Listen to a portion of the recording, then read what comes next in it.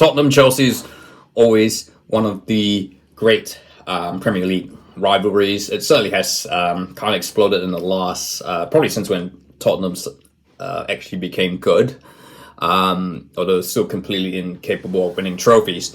But the match that took place on this edition of the Tottenham Chelsea London Derby that took place on the 6th of November, night of the 6th of November 2023 will certainly go down as one of the most memorable.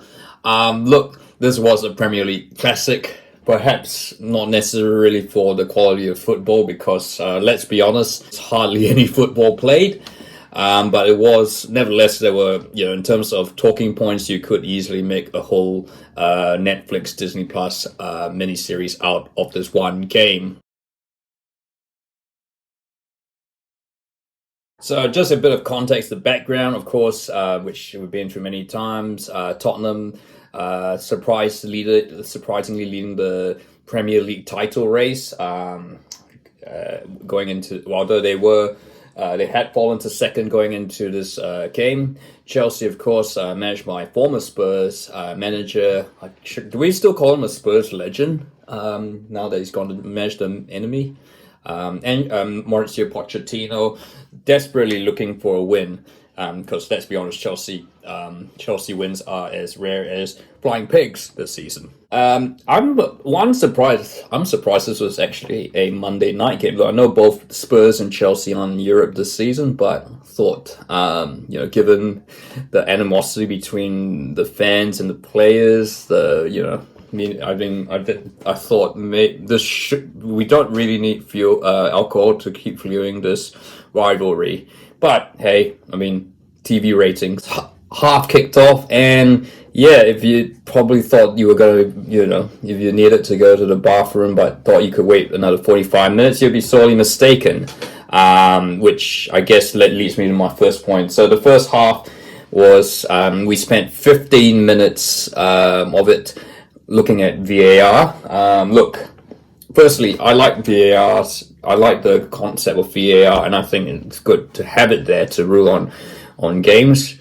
But I just think the current process with VAR is too cumbersome, it's too clumsy, and it's really extending games longer than they should be. Look, I know we've talked about this, Premier League is really clamping down on things that waste time, and they will be happy to add on. They would happy add on 45 minutes if that's the time it took.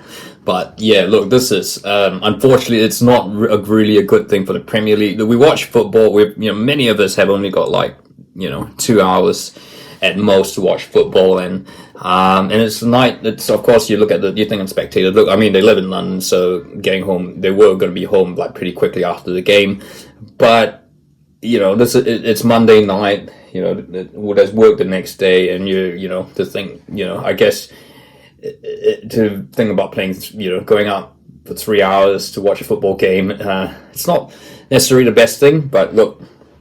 I get why they have to do VAR. I get why they have to get it right, and they got the calls right.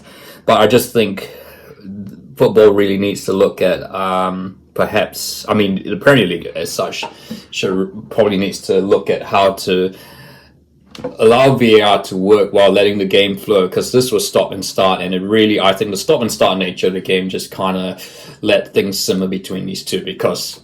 Let's be honest, Tottenham and Chelsea do not like each other. The players don't like each other, and I think that kind of simmered. Look, I don't like dissing referees, but I still can't understand why Michael Oliver is considered the best referee in England. There is a very bad crop of not so very good crop of referees right now in England, and I think that's sadly due to the abuse that referees get nowadays. That they're not really choosing that as a profession, but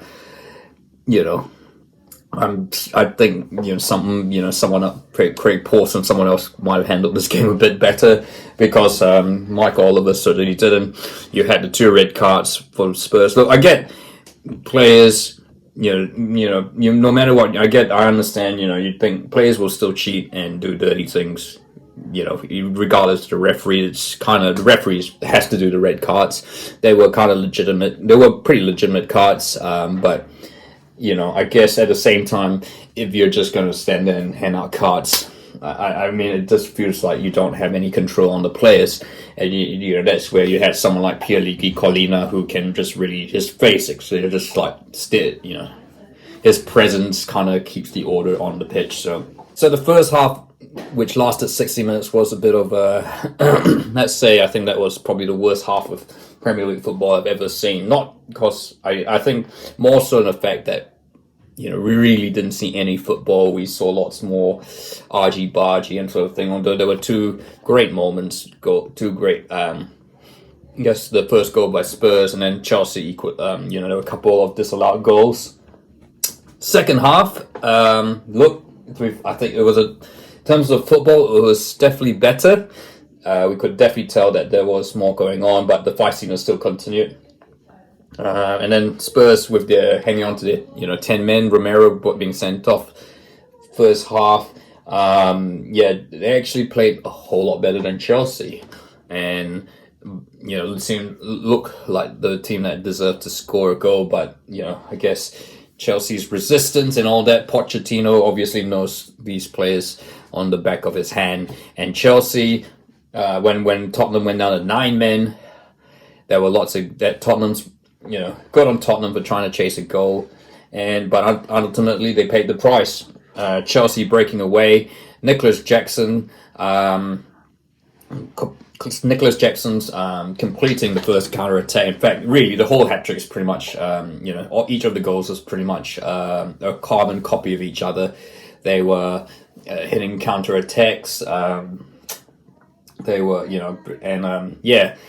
look, it's a great result for Chelsea. Obviously, the 3 points coming from your biggest rivals, but I think whether they deserve to remain is a different. There is a YouTuber who I absolutely idolize. Is probably my inspiration, and in fact, I've kind of modeled this channel after him. Urinating Tree. He's got a series on games where called Greatest Game, and they're not necessarily like greatest games of all time, but more so the fact that there were just hilarious moments, things you wouldn't ever expect to see. I'm thinking, for example, my favorite Greatest Game episode was the one he did of this is NFL, by the way, the couple years ago, seasons ago, Pittsburgh Steelers, Detroit Lions game, which was a draw, and that's my favorite Greatest Game episode. And look, if you're anything treated Premier League games for Greatest Game, which I think is going to be impossible because I think it will be nearly impossible to avoid a copyright strike. This would definitely fit the bill. I mean, honestly, you could talk so much about the first half. It was, an abomination of football, let's be honest. So, I mean, we're going to remember it for the wrong reasons. And then the second half, which, was absolutely, just, enough storylines to fill up, fill 3 novels. This, yes, but yeah, look, I guess this is the Premier League era this is 2023. You're not going to get, Austria, Hungary 7, Austria 5 games ever again.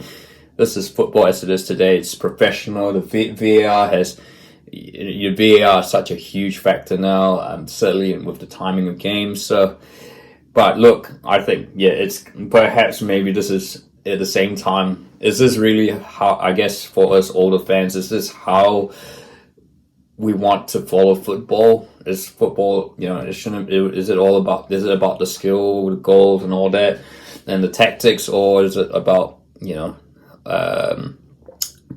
off-ball things like VAR and fights and red cards? You'll be the judge.